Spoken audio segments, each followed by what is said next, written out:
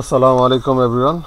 So welcome again. সেদিন আমরা দেখছিলাম যে ফর্ম 27-এর আওতাভুক্তভাবে একটা আমরা দুর্ঘটনা রেজিস্টার করছিলাম।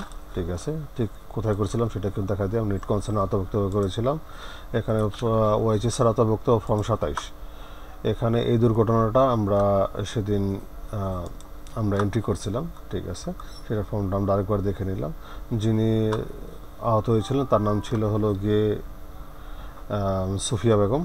ঠিক আছে, আজকে তারই সেটার রিপোর্টটা আমরা করব। আগে নোটিশ দিয়েছিলাম, সেই নোটিশের পরিপ্রেক্ষিতে 27-এর ক, ঠিক এই 27-এর খ অনুসারে আমরা এখন এই ক অনুসারে করব।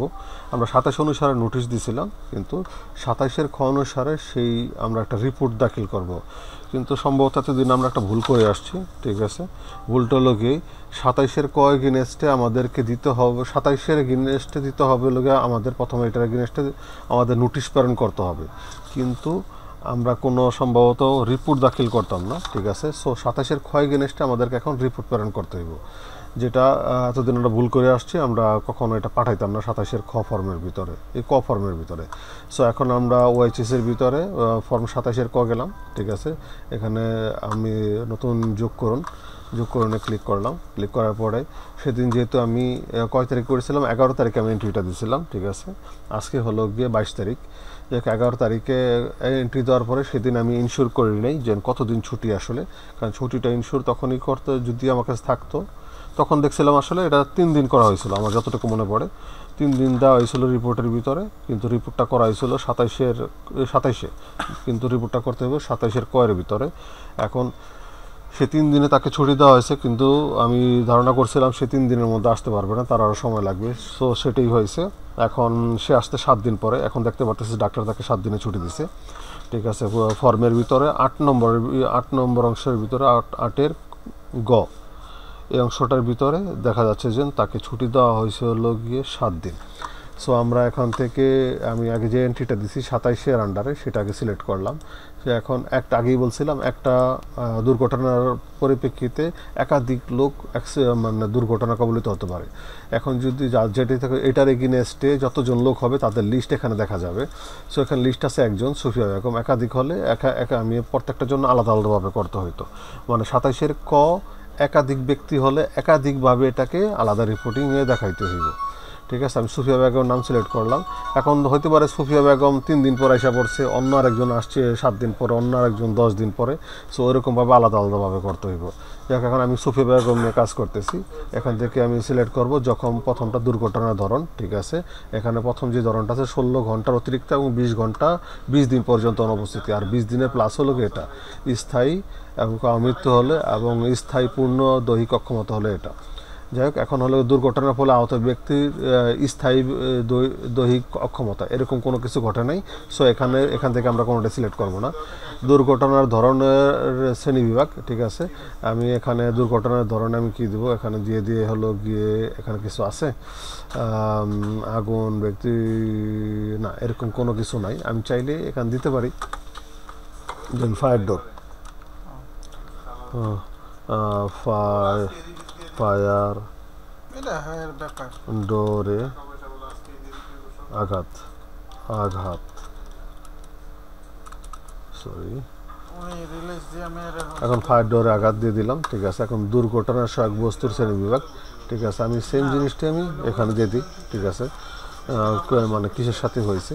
এখন এটা ধরন হয়তো পারে আমি ধরনটা একটু চেঞ্জ করতে পারি, চাপা খাওয়া হয়তো দিয়ে আমি, সমস্যা নেই, চাপা।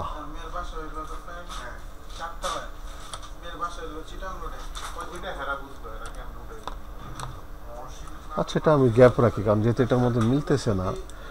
আমি দরজায় আঘাত দিলে হবে। আচ্ছা, আমি এটা দিয়ে সেম রাখি, এটা কোথাও এরকম কোনো ইম্পর্টেন্ট না। যাক, এখন হলো কি কাজে থেকে অনুমোদিত অনুপস্থিতির সময়কাল কতদিন। ঠিক আছে, কতদিন আমি দেখি একটা 7 দিন দিছে, আমার রিপোর্টের মধ্যে 7 আছে। এখানে অবশ্যই অপরোড ডিসেবল করে নিতে হবে, রাখলে হবে না। 7 দিলাম। ঠিক আছে, চিকিৎসকের নাম, কোন চিকিৎসক তাকে দিয়েছে, ডক্টর নুন্নাহার। ঠিক আছে, সো আমরা প্রথম যেদিন করছিলাম, ঠিক আছে, সেখানেও কোন ডাক্তার তাকে ট্রিটমেন্ট দিচ্ছে সেটা ওখানে লিখতে হয়েছে। এখন তাকে রিলিজ দেওয়ার সময় লাস্টে তাকে চেক করছে কি, তার নামটা এখানে লিখে দেখতে পাচ্ছি ডক্টর নুন্নাহার, আমি সেটা এখানে লিখে দিব। ডাক্তার নূর নাহার দিলাম। ডাক্তারের মোবাইল নাম্বার আমি এখন দিয়ে প্রয়োজন নেই, এখানে আমি নেট কনসার্ন দিয়ে দেবো। একটু আসতে, নেট কনসার্ন লিমিটেড দিয়ে দিলাম।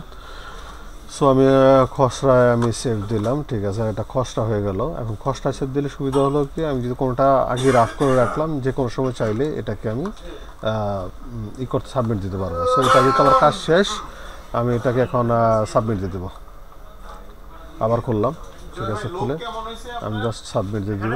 ওকে, এখন সাবমিট দেওয়ার পর এটাকে আর এডিট যোগ্য না, এটা আর কখনো এডিট করা যাবে না। এখন এই 27-11 তারিখের আমার এটা হলো গিয়ে এটা, আর 11 তারিখের এটাই চূড়ান্ত রিপোর্ট আমি জমা দিয়ে দিলাম, ঠিক আছে, আমার এটার কাজ শেষ। দ্যাটস ইট, এতটুকুই সবাইকে কন্টিনিউ করে যেতে হবে, ঠিক আছে। যদি অডিটরকে দেখাতে হয়, এটা আমরা শুধু প্রিন্ট দিব, প্রিন্ট দিয়ে অডিটরকে দেখাই দিব, ঠিক আছে। যদি অডিটর দেখতে চাই যে আমি রিপোর্ট করছি কিনা, শুধু আমি এটার ভিতরে ফর্ম 27-এর কত ঢুকবো, যেটা করা হয়েছে এটাতে ভিউ দিব, ভিউ দিয়ে এখানে আমি কি বলে এটা না, সরি, এখানে একটা অপশন আছে প্রিন্টার অপশন, এই যে প্রিন্টার অপশন আছে, আমি এখান দিয়ে আমি প্রিন্ট করে দেবো। কোনো সমস্যা আছে সম্ভবত সাইডে, আমি পিডিএফে দেখি, আচ্ছা পিডিএফ হিসাবে করছে, এটাকে আমি এখানে সেভ দিতে পারবো, বা হলো গিয়ে পিডিএফ এখানে প্রিন্ট দিতে পারবো। দ্যাটস ইট, সবাইকে ধন্যবাদ দেখার জন্য, ঠিক আছে। এই তো, আল্লাহ হাফেজ।